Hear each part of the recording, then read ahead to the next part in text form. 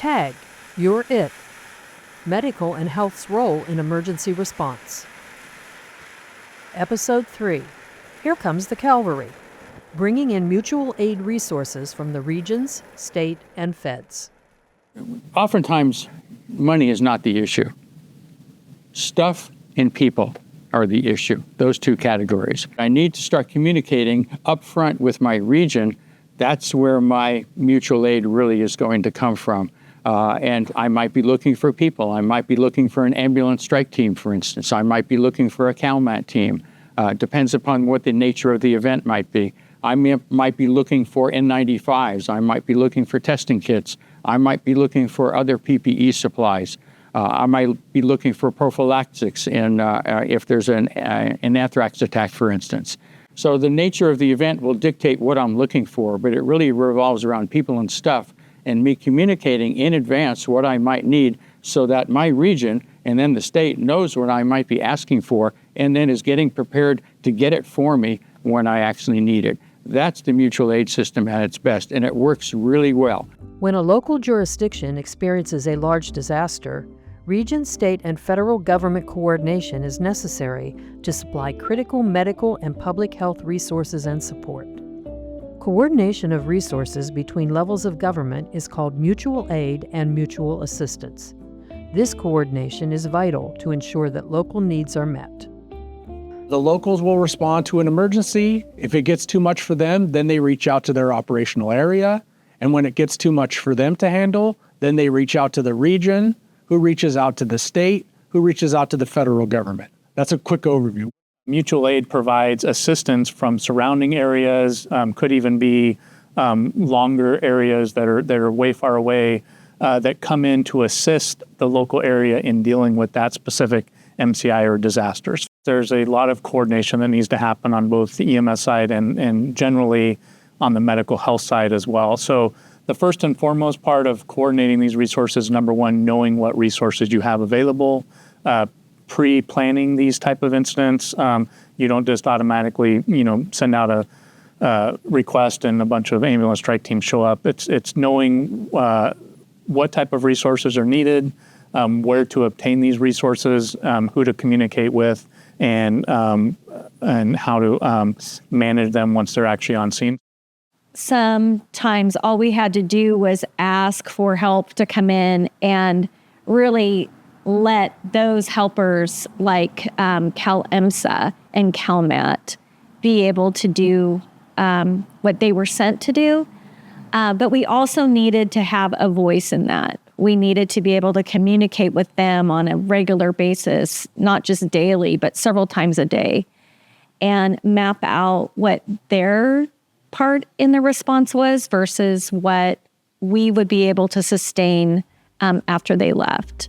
Medical and public health disaster coordination was not always so well defined. In 2011, the Public Health and Medical Emergency Operations Manual was created. This was a critical step in defining how the medical and public health community ties into the broader emergency management framework. Many years ago, when we were thinking about the mutual aid process, it was really clear fire and law had very well-defined mutual aid systems that were practiced over and over again, right? They knew how it worked without even thinking about it. In the medical health world, we didn't really have that. So that's really what resulted in the Emergency Operations Manual. When I first started in public health emergency management, we were not invited to the table. People didn't understand why we were coming to the table. They didn't understand our role. I think after 9/11, sort of when the dollars started flowing and we were sort of forced to work with all of our partners in pandemic planning and bioterrorism planning, I think they started to recognize that we had not been involved in emergencies in the way that we should have been. And so I think that, and then the turn of really creating the Emergency Operations Manual, which really laid out the structure for public health and medical response. The Emergency Operations Manual takes the core principles of SEMS and NIMS and all of the emergency management framework that we have at our disposal, but it creates the system that works in California. Mutual aid is the first first step in disaster response. Many locals didn't know about those paths. They didn't know how to request a ventilator. It just wasn't ubiquitous information. People didn't know where to go. The hurdles and pinch points in place, like the MOAC and RDMHS, understanding of those positions has to be well delivered, well educated to the locals. They have to know to reach out to the MOAC. Although providing immediate need resources during a disaster is critical, preparedness and knowing your role ahead of time cannot be overstated. The time invested in planning, training, and exercising, and learning pre-disaster is vital to ensure effective response. Training before a disaster is absolutely critical. When I was at Cal OES, they had a requirement that we had to do at least 16 hours of training a month. Training up before the emergency is very, very important. The training is available, it's out there. FEMA has the Emergency Management Institute. They have hundreds of free online trainings that are, they're not always the most entertaining, but they're super informative and really helpful. We also participate in a number of exercises that help us to really clarify our roles in different kinds of events and to make sure that when we identify gaps or misunderstandings that we work together to improve them. There is never enough training. Drill, drill, drill. Exercise, exercise, exercise with your partners in the relationships that you've created through the years. Get trained, stay trained, and drill and exercise with all of those partners so that this process of getting ready makes you ready when the you-know-what hits the fan.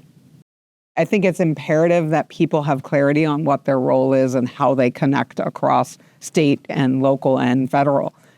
Without that, we don't know what people's capabilities are, where the resources are, and this really allows us to have the most successful response and the ability to deploy resources in the best way. One of the most critical lessons for public health emergency managers or medical health operational or area coordinators in general is understanding who your stakeholders are and ensuring that you have effective communication with the stakeholders. Another thing that's really important with the EOC and DOC roles is having a deep understanding of what those roles are and how they cross-communicate. Some counties might not have a formal Department Operations Center for their public health. They may just be the medical health operation branch, and that's how they work. That's okay, but knowing your role when you walk into your DOC or EOC is extremely important. Not just knowing your own role, but making sure others know their role. Train them, make sure that they sat in those spots during exercises, make sure that they have the experience, because that confidence that you build within your workforce is going to be the most important thing when you walk in. We need decision makers in those roles during emergencies. Oh yeah, we learned so much during our campfire response. Even though we had been prepared and had been through other disasters, this one was so large that we were able to really look at lessons learned as far as things that went well and new processes we had in place, but also got us thinking about what we could do for the next time. Because no matter how many times you've been through this, you'll always learn and you'll always be more prepared for the next time. It is great to have the incident command system structure that allows you to communicate up and down the chain and also across. But there's a lot of detail to manage, and it takes a big team of people to be able to continually look at what the needs are and make sure that the right people and the right resources are there to meet those needs of your community.